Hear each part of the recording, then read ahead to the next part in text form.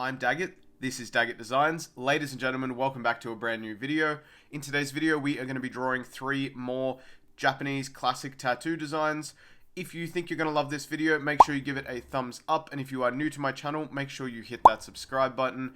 And without anything else to say, let's just get straight into this one. Alright, so I'm sketching in red and we are using the iPad Pro. You could, of course, use whatever sketching medium you have. Don't feel like you have to have an iPad for this. We're going to go ahead and start with an oval.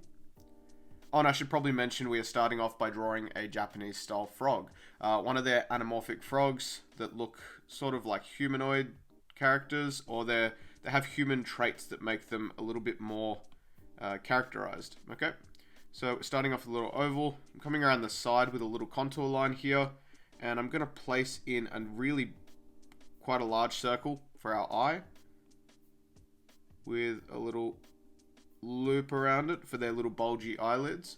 And on the opposite side of the head to this, I'm just going to come out and back down. Okay, you're not actually drawing the eye, you're just drawing the back of the eyelid. So you're drawing the back of this on the other side, and at the front of this will be where the nostrils sit. Unimportant details for now anyways. At the bottom of our oval, I'm also going to draw in a circle. This is going to be for a little detail on the cheek later on. Now we're going to draw a body just in behind this. Leave a little gap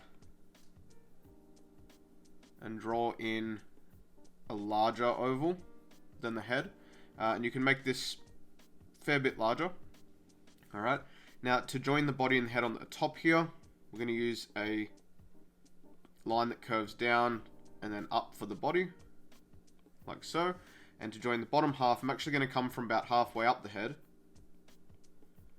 and sort of join that into the body. And these lines can be refined later on to your liking. It's all going to depend on how fat you want your frog to be, how skinny you want it to be, and what he's actually going to be doing.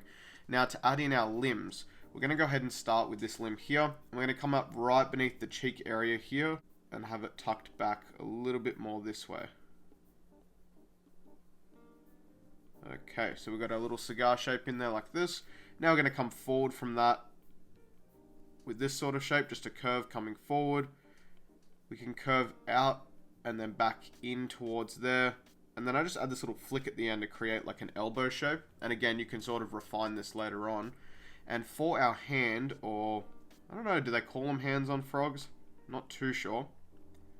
I'm going to come out and back in for the little thumb area. And then I'm going to create 1, 2 knuckles before coming back into the hand. This one's going to be really simple. And then I'm going to actually have him holding a weapon or a tool.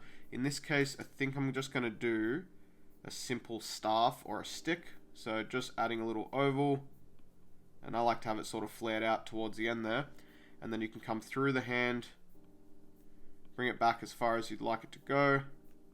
Just make sure you're following the thickness all the way down, and I'll flare it out again towards the end there. Now I sort of want to have his other front limb stretched out in front of him, so I'm going to start by just imagining where the shoulder starts and trying to sort of assimilate that length. So this is actually the end of the arm, or the end of the elbow joint there. And then I'm going to come out again from there with another couple of curved lines to sort of create that forearm. So the forearm typically is going to be skinnier towards the elbow and get a little bit wider towards the hand. That's probably the best way to explain it. And now I'll just draw a little oval in at the end here for our palm. And I want to have one finger going off this way, one going off this way, and maybe the thumb sticking out. Maybe not quite that much. Maybe coming out to the side here. I think that's going to look good. And so for each of the fingers, I'm essentially going to, let me just make this a bit smaller. I'm going to come out, add a little bobbly bit to the end, and then come back in. Alright, frogs have those little sticky pads on the end of their fingers, so it's going to look quite good. Just adding that little knobbly bit to the end. You can make them more claw-like, but then you're looking at more of like a toad. So if you're doing more of a toad character as opposed to a frog, you can make the fingers look a little bit more like claws. Okay. Now coming out for the thumb, I'll follow my shape out, add the little knobbly bit, and come straight back into the palm. Now looking at the hind limbs here, I'm going to have one coming forward. So you're going to start at the very back of your oval, or maybe even past it a little bit, and start with a big oval like this. Now again, this can be sort of wider at the back here and come down to a little bit of a point, rounded off point I should say, to create the knee area. Okay, and of course you want your hind legs to be much bigger than the front legs. These are the jumping legs. And now I'm going to come back on an angle. I come back on an angle from there, from where the knee is, with a similar shaped joint. However, it's going to be a little bit skinnier. Okay, so just coming back like so. And now the back foot is going to come down from there. Now it's going to be quite long compared to the front feet. So I'm going to start by adding in this sort of triangular shape like this. And I'll come down the center of it to find the center toe. And the other toes are going to splay out from there. And now you can go ahead and pretty much add in the knobbly bit for each of the toes at the end there. Like this. Okay, and then I like to just link it back up with a bit of a wavy line. Okay, and if you want to, you could add some webbing in between the toes just by adding some little curve details. And now you can imagine where the other hip starts, the back of this. And I'm going to have this one sort of kicking out. I want it to look dynamic, and I want it to look like he's sort of jumping off something. So, you know, you don't really want to have him just standing there or, you know, doing nothing. It's sort of better to have him actually doing some sort of activity. Just going to create a little bit more dynamic posture to him. And then you can add in that second part where the knee starts. Trying to keep your size pretty close to the other leg. Okay, like this. And then you can add in his other hind foot here. Just adding in your little triangle shape first. Then coming up the center. I'm actually going to curve these ones a little bit because we're seeing this from the palm surface of the foot there. And so now when I come up and do each toe, I'll give you an example here. We'll come down, and when I get to the palm, I'm just going to add this little bump. And that's just going to help, I think, sort of differentiate it from the front of the foot and make it look a little bit more like a palm. There's probably lots of different ways to do this, and you don't have to do it in this way, but I think adding a bit of bumpiness to the inside there just makes it look more like the inside of a foot and less of the outside. It's like a little bit more muscle under there. And of course you can add in your little webbed section to sort of help him swim. Oh, now just one thing before I forget, I did want to add a little hat to this guy. Like I said, these characters in Japanese illustrations tend to be anamorphic, I think is the term. Correct me if I'm wrong in the comments. I think it's anamorphic, where essentially they have humanoid traits that make them a little bit more recognizable for us, I guess, as characters. You'll see this a lot with you know, Disney cartoons and stuff like that, and all sorts of cartoons, animations where there's animals that can talk. It's very common in Japanese anime as well, and they a lot of the time wear clothes and do activities that humans would do. So we're sort of doing that with our frog here.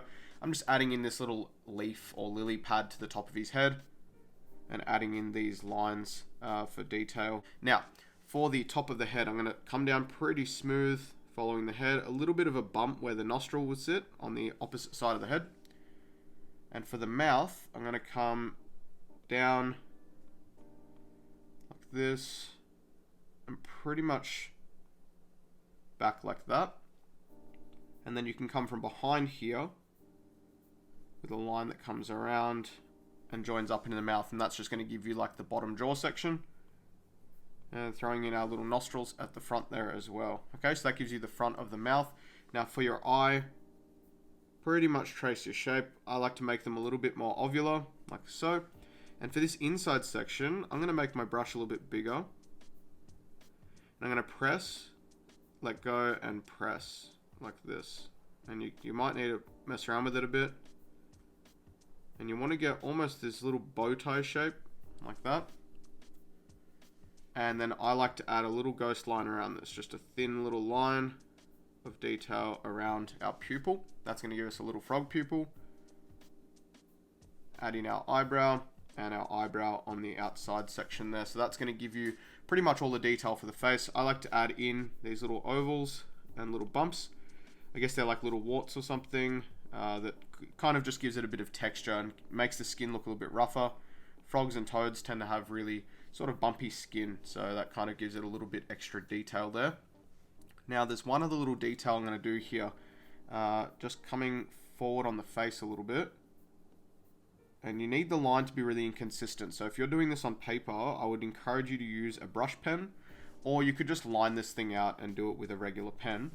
But I want this inconsistency here to come through the eye, around our little oval at the back here, and then maybe just trace back onto the body a little bit. And you want these lines to get fatter and thinner.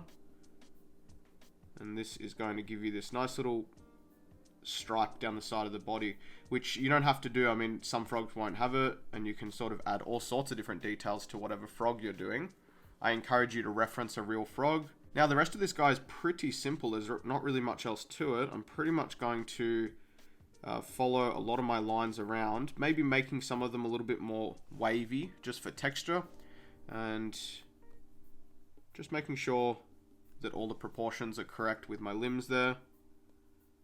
And for the stick here, we're going to texture this the same way that we texture horns, and I've done this before many times. But essentially, you're going to vary your line weight quite a lot just by changing the pressure on your nib. Again, this is not something that you need an iPad for. It's very easy on here. However, I've done this many times on paper, just using a brush pen. Okay, so just varying your line thickness just by applying more or less pressure. And using a brush pen for this is perfect. So if you have a brush pen that you like to line with, this is going to be the perfect tool for creating that really rough texture on the outside of the stick. And then on the inside, you can do a little bit of the same. Now to draw the body section in, it's quite simple. I'm tracing my top line all the way over and around to the hind leg. So that's very simple. We're going to come around for the belly here. So following this line back from behind the arm, I like to come up like this, and then just come out again for the belly. And that's just going to help sort of separate the front and the back end of the body. Now for the hind limbs, it's very similar to the front of the body. We're pretty much just tracing over them and adding in little details. There's not much to add here. You're pretty much just following the base shape for your character. You can make some of those lines a little bit more wavy if you'd like, but that's basically it.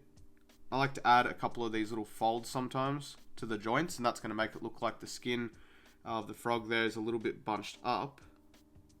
But that's basically it for this, okay? So just following along your shape and tidying things up, neatening them and adding details. Now the last little thing you can do if you'd like is add a bit of a pattern to the back. I just add these rough sort of splotches. And in terms of coloring that, you would just shade it in pretty much whatever color you'd like. I like when I'm doing a pattern on the back of an animal, I like to do black primarily. Depending on what it is, of course. You could do brown or something. I sort of like using a darker color for this, so just shading that in whatever color you'd like. In this case, I guess we're doing red. And that, my friends, is how to draw a Japanese-style anamorphic frog. Alright, next up we're going to be drawing a different style of chrysanthemums. So I've shown you guys how to draw chrysanthemums 2 or 3 times, but this is going to be a different style of chrysanthemum because there are so many different, I think there's hundreds of different varieties of them. So we're going to start with a little circle for the center, or an oval, because we're doing this on a slight angle. And now essentially what I want to do is come out from this with multiple lines. So we're going to start with one out the bottom, and then each side is going to come out, and I'm going to slightly curve these side lines down like so, and we'll do one out the top, and the top one needs to be just a little bit shorter than this bottom one, okay, like that. And now we can go between these with more lines. Again, the bottom ones to the side are going to curve down and out like so. The top ones are also going to curve, but just be a little bit shorter, I suppose, is the right way to put it. Like so. And you could, if you wanted to, add some smaller lines in between the gaps. It's not entirely necessary here. I'll show you why in a minute. To line that center section, you can do lots of different details, but I like to do these little flicks all the way around. This is the way that I like to do the little stamens on the inside of flowers. I think it has a really nice classic look to it. but basically just these little flicks all the way around your center. Okay, now to add your petals, we're going to start with the one that's coming directly up and add in like this little pointy petal shape. It's actually more like a little leaf shape.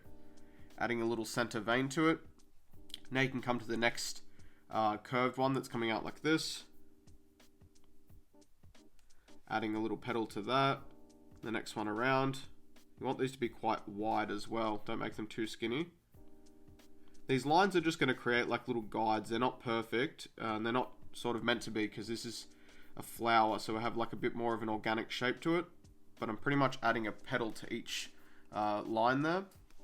And then you can come in between each of your petals and draw in a larger petal shape. Okay? Like so. Like so. So almost think of this as how you would draw scales on a fish or a dragon or something like that. You're going in between each of them. It's just not nearly as perfect and centered. Now for the bigger ones, what you can do if you'd like is add in a fold over. So coming from the tip or the back here and adding in this additional line. And you can do it in the opposite direction on some of them as well. I think it's important to start skinnier at the base and get wider towards the tip there. And that's going to give you a fold over, okay? Now I don't want to add fold overs to these back ones. Might leave them as they are and just sort of for some of these front ones. And you can still add in your center vein to the inside of these. Just make sure they're curving in the right direction, okay? Now from here, essentially what you're going to do is continue on with this same pattern. And each time your petals are going to get slightly bigger. And that's okay, they're supposed to. As we get to the outside of the flower. The petals at the back of our flower, I try to keep a little bit smaller than the front ones. And that's because they're less visible. They're sitting at the back of the flower and they're sort of falling down and backwards behind our flower shape there. So a little bit less visible on these back ones. Now another little detail you can do for variation on your petal styles is a little fold over on this side and a little fold over on that side, and that's going to make it look like the petals folded over on both sides. Now that's going to give you the basic shape for your flower. If you'd like to, you can add some leaves. I'm going to go ahead and do that just by drawing in a few lines wherever I'd like my leaf to start, and chrysanthemum leaves tend to have quite a few center veins to them. And then I'm just going to add in these long bumpy leaf shapes, okay, keeping this one nice and simple. Chrysanthemum leaves do have a little bit more detail to them, but I want to keep this tutorial a little bit easier. So just adding in these bumpy leaves for your chrysanthemum. Once you've done in those bumpy shapes, you can also go ahead and add in these little lines on either side of your center vein, and that's going to create the veins of the leaves, okay? And now once you've done that, you've got a beautiful looking Japanese chrysanthemum.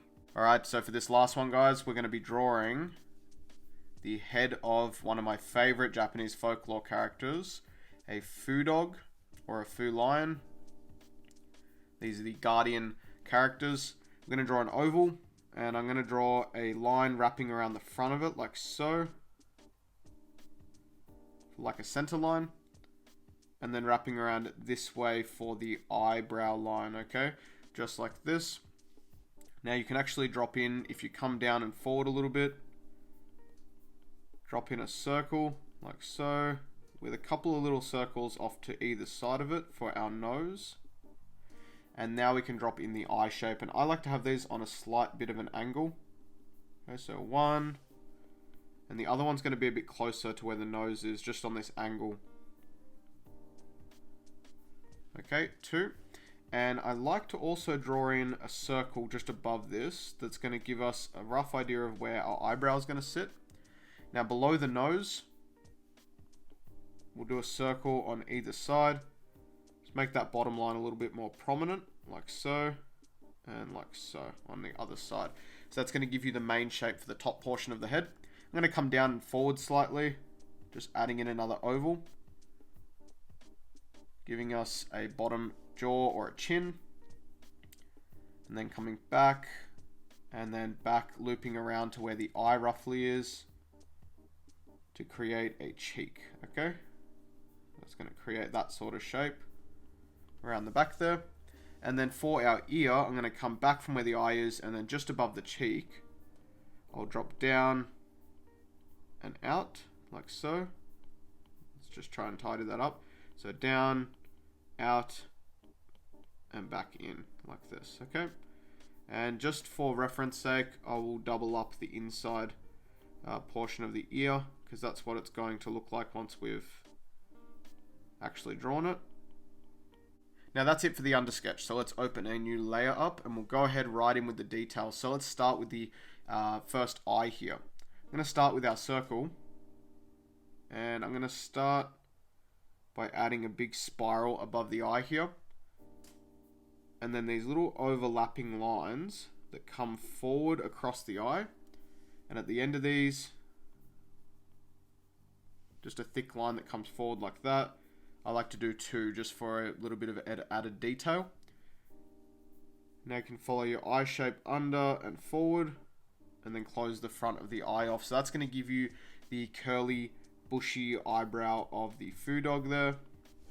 And you're going to do the same thing from the other side. Now the only thing is, the angle of the hair is going to change slightly. So instead of being a big oval circle spiral, I'm going to do this one a little bit more ovular, okay? Like this. So I'm pretty much for this one, I'm going to come down from the top forehead bit, start with a bit of a thicker line, come in, back out, and then around for the nose. And you can really experiment with those shapes to get one that you like, but I like to just add like a wavy, bumpy texture to the top of the nose. And now we can complete the other eye just by bringing that eyebrow all the way through and tracing our eye shape all the way around. Now to finish the detail for the nose here, I'm going to come to where the circles intersect and add in a nostril, follow my oval around and create another nostril on the other side. And now you can come around from the outside of this and add in a nostril shape, which is just like this wavy shape. There's lots of different ways to do this one, but it's just I like to do this little wavy shape on the outside, making sure that the base is bigger than the top here. So you could even separate this into smaller shapes, which might be helpful, and I should have explained, but two smaller shapes and dipping between them is going to give you that nostril shape, okay? Now for the mouth section, it's going to be similar to our eyebrows.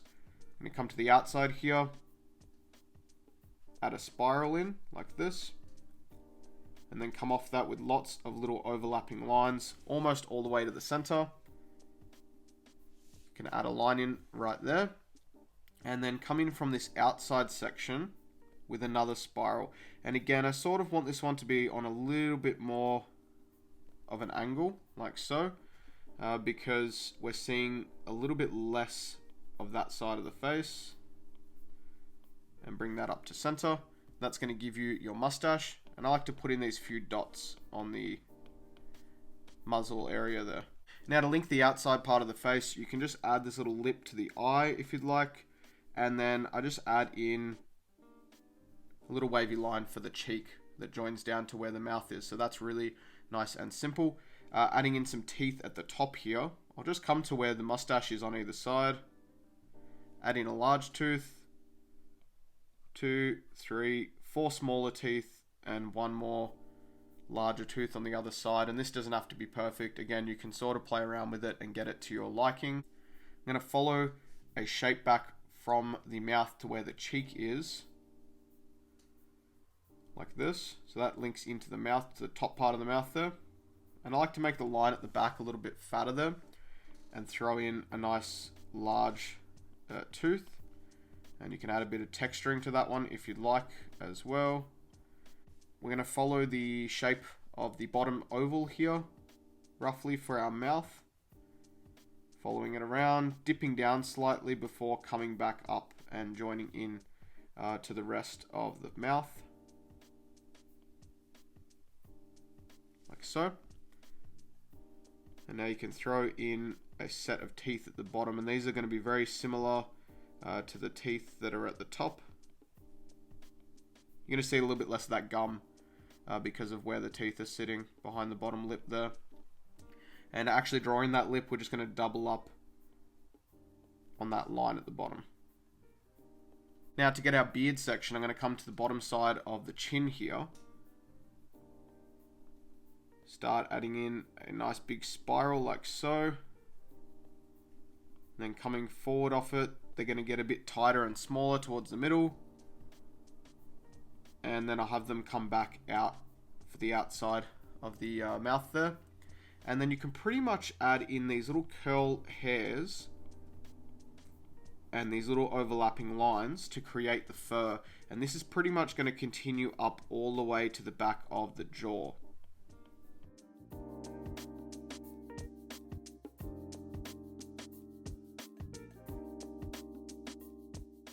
Now before we get on to the rest of the face, a really simple way to add a tongue.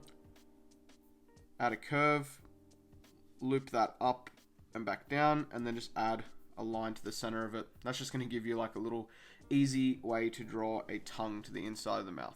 Now the ear is quite simple. Following my line around from the top, adding in this folded over section, and on the inside of it, I'll add in these little flicks, similar to what we did on the inside of our chrysanthemum, just to look like a little bit of fluff or fur on the inside of the ear. You can add in some little curved lines for detail, so that's going to be a really simple way to draw the ear. Now pretty much comes the more difficult part of doing this, and this just takes practice and repetition, but I'm pretty much going to add in these big spirals and overlapping lines similar to the beard as the mane of the foo dog or the foo lion here. They've got these big majestic manes on them, and it takes a little while to practice getting the placement right and sort of making them look good. There's no real way to explain how to do this, but pretty much just bulking this whole guy out with a whole bunch of spirals to create the hair.